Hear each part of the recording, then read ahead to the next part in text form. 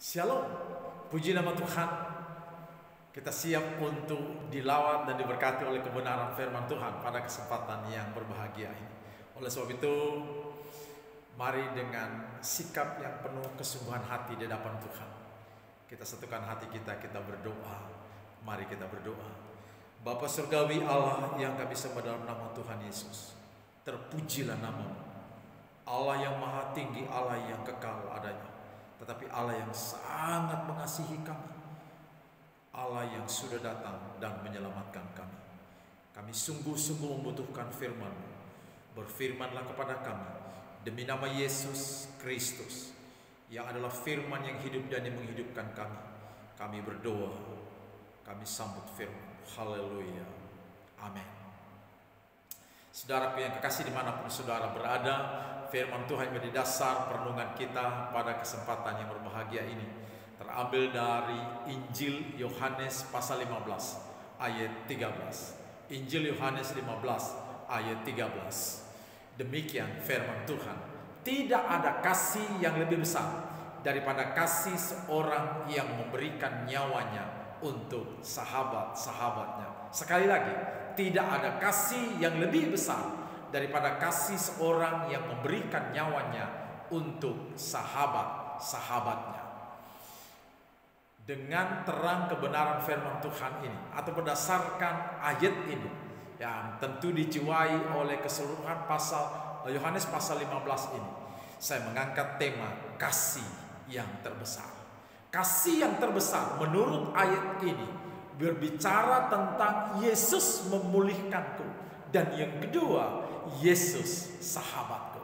Dan biarlah dua berkat rohani ini yang sudah terlebih dahulu menegur, menguatkan, dan memberkati saya juga boleh menjadi bagian saudara dalam kehidupan saudara, yang menolong dan yang akan menjadi terang yang bersumber daripada Kristus itu sendiri. Kasih yang terbesar. Yang pertama, Yesus memulihkan. Saudaraku yang kekasih, dalam nama Yesus Kristus Tuhan dan Juru Selamat dunia ini, sejak kejatuhan manusia dalam dosa, manusia terpisah dari Allah dan menjadi musuh atau seteru Allah. Dalam situasi seperti inilah Yesus berkata, kamu adalah sahabat-sahabatku. Haleluya. Di tengah-tengah permusuhan yang sudah berlangsung sejak Kejadian pasal 3 itu, Allah sendiri datang dan menawarkan perdamaian.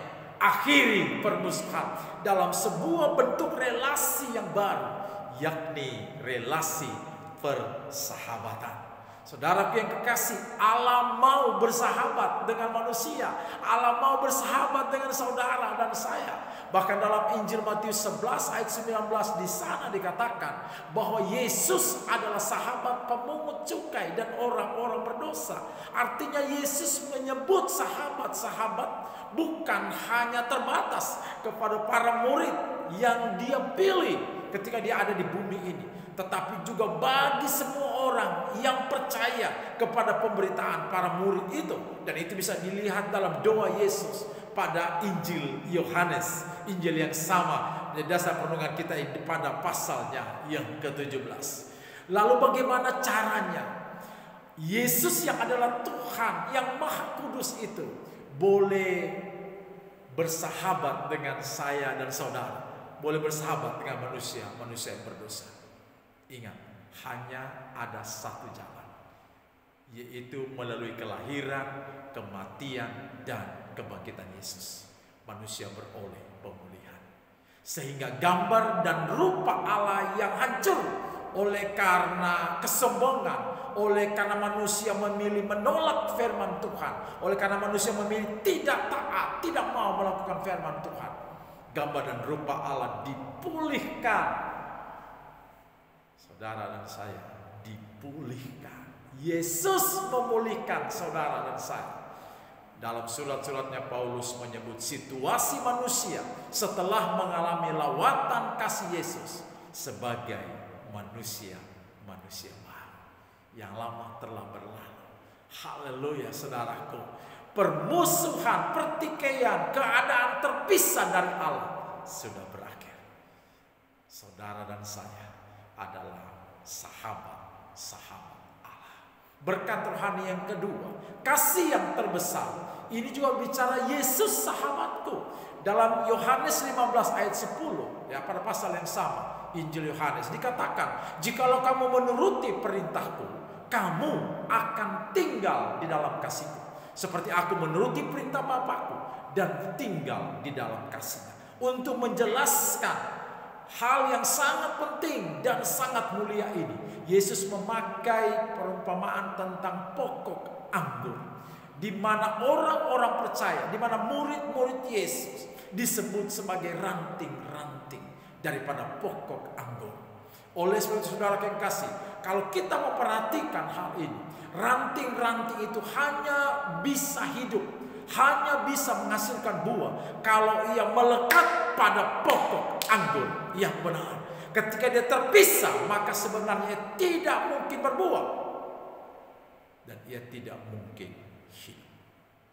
Oleh sebab itu, menuruti perintah Tuhan itu bukan karena kelayakan saudara dan saya, bukan karena baiknya kita, bukan karena kemampuan kita untuk menjadi setia dan taat kepada Tuhan, bukan, tetapi karena kita terhubung, kita melekat, kita telah menerima anugerah kasih Allah melalui Yesus Kristus Tuhan. Yesus sahabatku, maka saya tinggal dalam kasih-Nya. Oleh karena Yesus sahabatku, saya tidak hanya tinggal dalam kasih-Nya, tetapi saya juga mengalami sukacita yang penuh. Dalam ayat yang ke-11 Yohanes pasal 15, di sana dikatakan, semuanya itu kukatakan kepadamu, supaya sukacitaku ada di dalam kamu dan sukacitamu menjadi penuh. Saudara yang kekasih, penulis Injil Yohanes yang menyebut dirinya murid yang dikasihi Yesus, yang tidak lain adalah Rasul Yohanes itu sendiri. Dia sepanjang umurnya, baik penderitaan, baik penjara, baik dibuang ke pulau, apapun yang dia alami, tidak pernah menggoyahkan imannya kepada Yesus. Mengapa? Karena sukacitanya penuh.